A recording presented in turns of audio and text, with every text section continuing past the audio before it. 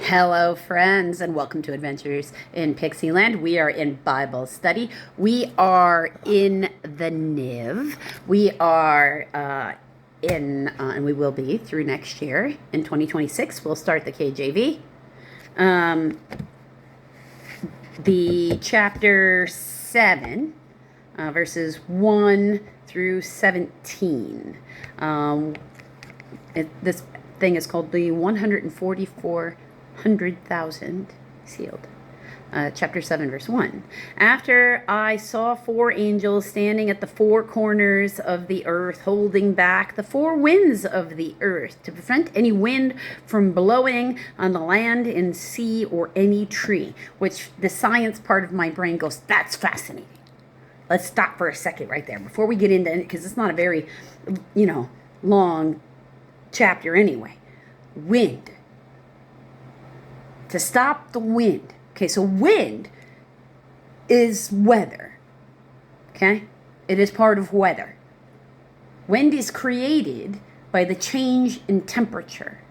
Because the pressure, the air temperature rises or falls, so the air pressure rises or drops, and that is creating, it's just that it's happening so high up in the atmosphere for us that it's creating this effect, as if you took like a big sheet of something and started going like this with it, and you watch it do the, especially if it's metal. I mean, you can see it with sheets too, it just makes a different noise.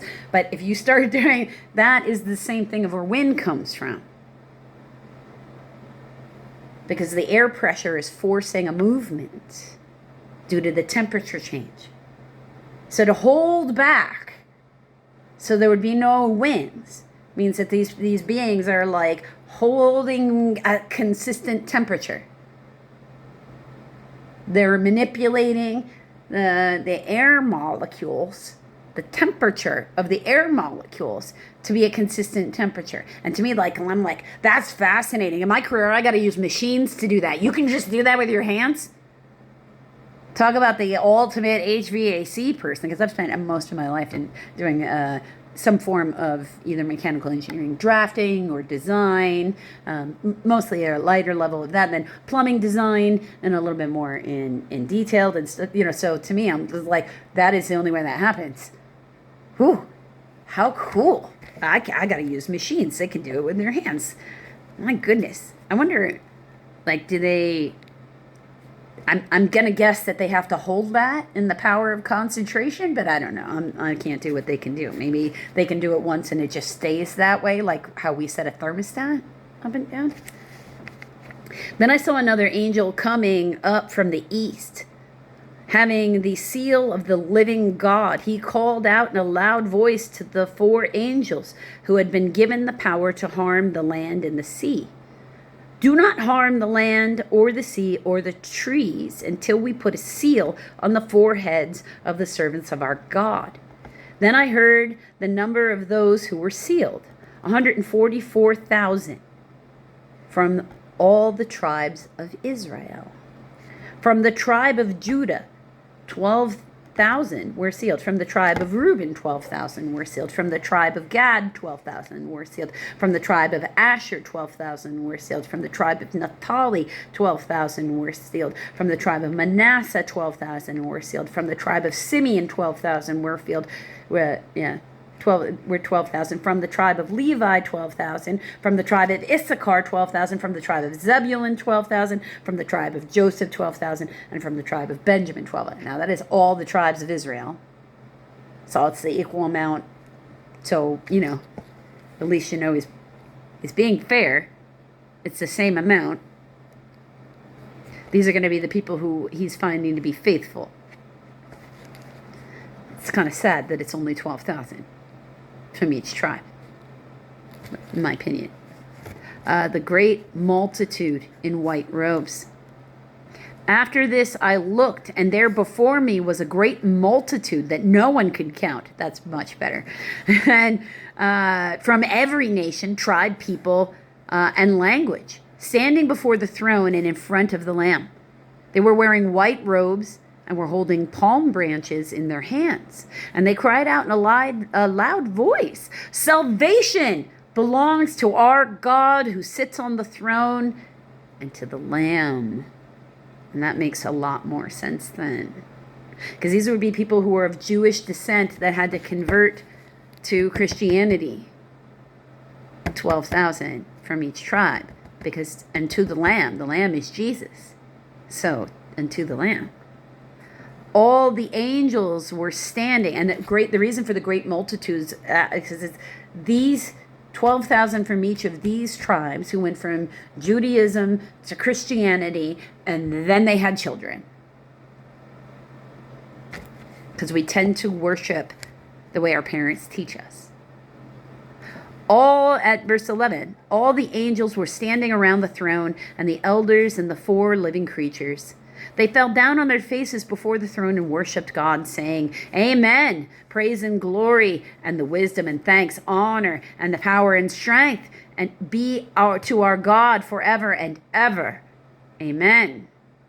Then one of the elders asked me, These in white robes, who are they, and where did they come from? I answered, Sir, you know. Because he's asking John the John the evangelist, the apostle John. He's like, you're asking me where they came from. You know where they came from. And he said, These are they who have come out of the great tribulation. They have washed their robes and made them white in the blood of the Lamb. So these are people who've been saved by Jesus. Therefore, they are before the throne of God and serve him day and night in his temple. That's interesting. He who sits on the throne will spread his tent over them. Beautiful. Never again will they hunger. Never again will they thirst. The sun will not beat upon them, nor any scorching heat. Yeah, absolutely. For the Lamb at the center of the throne will be their shepherd. He will lead them to the springs of living water, and God will wipe away every tear from their eye. Because the trials and tribulations we go through on this earth are but a moment. You actually never know in what moment they will end. Now, we're going to get through them faster if, one, we're looking for how we make them end. If you're going through a trial or a tribulation, there's probably some circumstance that led up to it in that moment, and you need to look at what that is. Sometimes it's nothing you could prepare for because it's sudden, you can't prepare for a car accident or a sudden injury, things that are where the circumstances are outside your control entirely. You can't prepare for those. But most of the troubles we get ourselves in this thing we call life is our daily bad habits catching up with us. And that could be anything across any subject matter. So look at those if you regularly find yourself having the same problem, because then you need to look for ways to mitigate what causes that. In the business world, we call that doing your risk assessment. You can't mitigate all risk, meaning you can't make all risk zero. That's life is risk.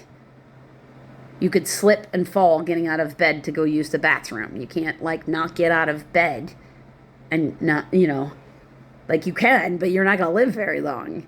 Any nurse anywhere in any nursing home will tell you the importance of you getting up, moving around, wanting to be engaged in life, finding a reason to want to be involved. Active can look like a bunch of different things. So being active, however you can empower you to be, that gives you the, the mental, emotional, and physical needs that you can do. Now, if you're doing everything you can do to keep yourself, being as independent as possible, because it's going to look like different things for different people at different ages. So as independent as possible, so that you can, keep yourself in you being your best possible self. Because I'm not trying to put any definitions on what that looks like. Then, you are already strong.